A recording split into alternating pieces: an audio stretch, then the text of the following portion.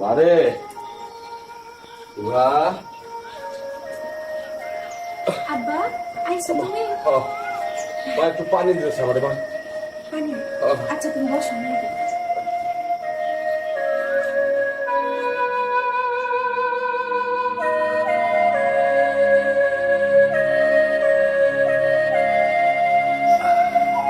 আব্বা আমা আজকে তোমার একটু বেশি অস্থির লাগতেছে। অস্থির না রে মা, অস্থির না। তোর একটা কথা কইবা, এই পোলা রানাটারে তুই ভালোবাসস, ভালো কথা। রানা খুব ভালো পোলা, কিন্তু আমার ভিতরে কেমন একটা ভয় কাজ করে রে মা। কেন বাবা? এটা নিয়ে ভয় পাওয়ার কি আছে? আছে, আছে রে মা। আমার অতীত একটা কিছু আছে তো, এটা তুই জানোস, আমি জানি, গ্রামের হকগুলো মানুষে জানে, কিন্তু রানা তো জানে না। ও যদি জানতে পারে তাইলে কি হইব একমাত্র আল্লাহ জানে। তোর নিয়ে খুব চিন্তা থাকি রে মা। তোর একটু ভালো করে দিতে পারলে একটু শান্তিতে মরতে পারতাম রে মা। আব্বা তুমি এসব বিষয় নিয়ে একদম চিন্তা করো না তো। আমার কপালে যা আছে তাই হইব। আর তুমি রানার নিয়ে ভয় পাইতেছো? রানা অনেক ভালো মনের একটা ছেলে। এগুলো জানতে পারলে ওর পরিবারে দেখো অনেক সুন্দরভাবে ম্যানেজ করতে পারবো। তুমি কোনো চিন্তা করো না। দেখ আল্লাহ তোর কপালে কি রাখছে মা। ও আব্বা তুমি শুধু তোমার মন থেকে আমার জন্য দোয়া করো, তাইলেই হইব। কোনো চিন্তা করবা না। দোয়া, বাবা মা কি সন্তানের জন্য কম দোয়া করে রে? হ্যাঁ? তোর মা নাই, তুই তোর কষ্ট করে আমি মানুষ করছি, তুই বড় করছি। আগে যাইছিলাম, এখন খেতে খামারে কাম করি, কাম করে খাই, কিন্তু সবসময় তোর চিন্তা এটার লাগে থাকি রে মা। তোর চিন্তাটা কষ্ট পেও না আব্বা, আল্লাহ ভরসা। আল্লাহ যা করে ভালোর জন্যই করে। চলো ঘরে আসো। তুমি রান্না নিয়ে কোনো চিন্তা করো না। ওরা আমি বোঝাই তাই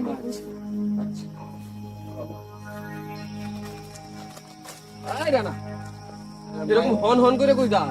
এই তো যাইতেছি একটু ইবার সাথে দেখা করার জন্য। ও ইবার সাথে? হ্যাঁ ইবার সাথে নাকি তোর পিরিত চলতেছে, এরকমই তো শুনলাম। কথা সত্যি তো নাকি? হ্যাঁ কথা সত্যি। কামটা তো ভালো করিস নাই।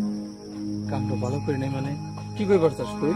হ্যাঁ বলবার চাই যে ইবাকে সবকিছু জানোস, মানে তার বাপ দাদা 14 গোষ্ঠী সম্পর্কে কিছু খবর টবর জানোস কি? এখানে জানার কি আছে? এবারে চিনি আরে ভালো লাগে আরে ভালোবাসি, এর থেকে তার বেশি কিছু জানার দরকার নাই। ঠিক আছে।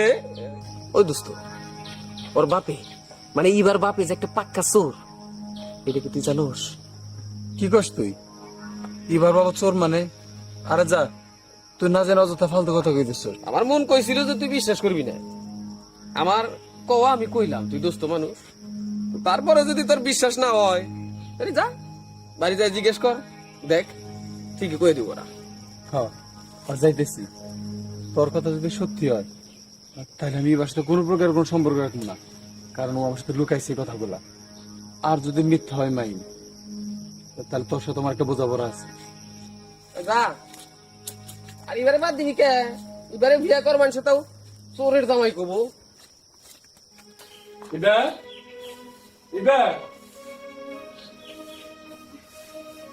আমি জানো তুমি?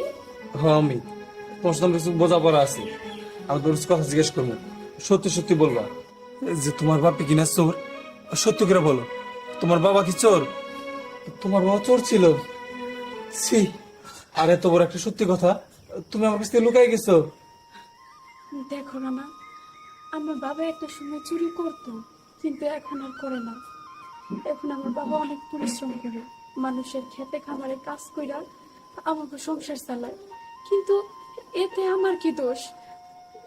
দোষ তোমার না, দোষ তোমার বাবার। কারণ এলাকার লোক সবাই জানে তুমি একটা চোরের মেয়ে। আর কি বললা তোমার বাবা ভালো হয়ে গেছে? কিসের ভালো হয়ে গেছে? হ্যাঁ, চোর কখনো ভালো হইতে পারে না। দেখো তোর তো ঠিকই চুরি করে, লোক দেখানোর জন্য বাইরে কাজ করে, কিন্তু চোরের অভ্যাস কখনই ভালো হয় না।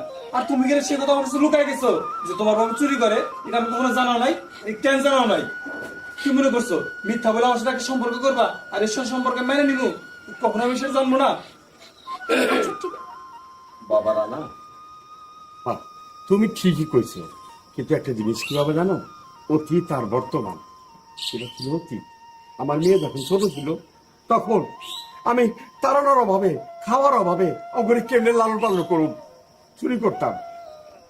ওর মা মরে যাওয়ার পরে আমি সব কিছু ছেড়ে দিলাম, খেতে খামারে কাজ করে মাইয়ারে বড় করলাম, লেখাপড়া শিখাইলাম। এখনো যদি আমার উপরে সেই চোরের ছি, ছি, ছি, ছি। না বাবা, আমি এখন চোর না বাবা, বর্তমান আমি খুব ভালো। গ্রামের খবর নিয়ে দেখো। বুঝতে পারছি, কিন্তু আসলে বিষয়টা হচ্ছে কি, লোকজন এখনো বলে নাই আপনার অতীতটা। লোকজন এখন আপনার অতীতের কথাগুলো বলে।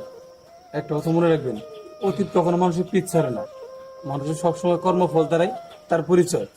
আপনি একটা সময় চোর ছিলেন, হয়তো বা এখন ভালো হয়ে গেছে, কিন্তু মানুষ এখনো মনে রাখছে যে আপনি চোর ছিলেন। তুমি ঠিকই কইছো, মানুষ অহনো কয়, কিন্তু তারপরও মানুষের বুঝতে হইব। আমি আমার এই মায়েরটার জন্য সবকিছু ছেড়ে দিলাম বাবা। আমার মেয়েটা তো খারাপ না, মেয়েটা তোমার অনেক ভালোবাসে। বাবা তুমি আমত করো না বাবা, তুমি আমার মেয়েটাকে গ্রহণ করো বাবা।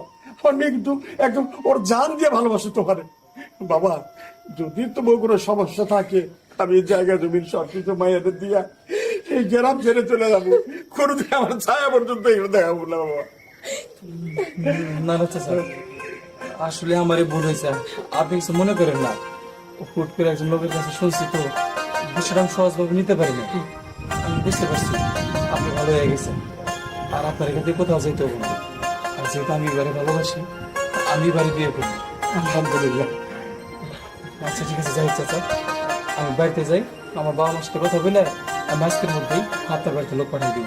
আচ্ছা ঠিক আছে, ঠিক আছে বাবা। আর কিছু মনে করবেন না, অনেক কষ্ট দিয়ে আপনার কথা বলে ফেলেছি, তাহলে আপনি আমার মাফ করে দেবেন। না না বাবা, ওর মাপের কিছু নাই। ঠিক আছে যাও। আমি আসি।